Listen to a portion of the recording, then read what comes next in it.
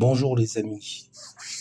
Un chrétien peut pécher accidentellement, mais ne demeure pas dans le péché. Il ne doit pas aimer le péché. 1 Jean 3,6, verset jusqu'à 10. Quiconque demeure en lui ne pêche point. Quiconque ne pêche ne l'a pas vu et ne l'a pas connu. Petits enfants, que personne ne vous séduise. Celui qui pratique la justice est juste, comme lui-même est juste. Celui qui pêche est du diable, car le diable pêche dès le commencement.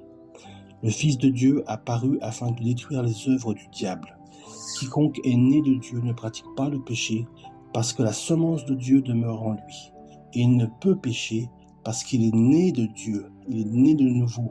C'est par là que se font reconnaître les enfants de Dieu et les enfants du diable.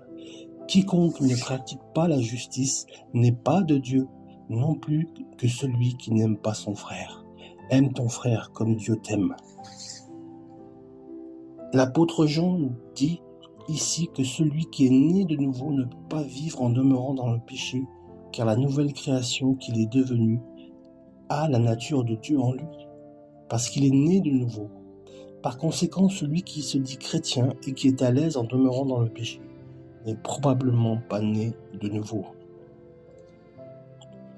Mais attention, il y a une énorme différence entre le fait de pécher de manière accidentelle, notre conscience nous reprend, on se reprend immédiatement et on prend la décision de ne plus recommencer, et le fait de demeurer dans le péché ou d'aimer commettre le péché.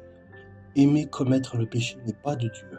C'est-à-dire que nous devons pratiquer consciemment, c'est-à-dire quand nous pratiquons consciemment le péché, régulièrement et dans la durée, sans vouloir se repentir. On ne se moque pas de Dieu, les amis.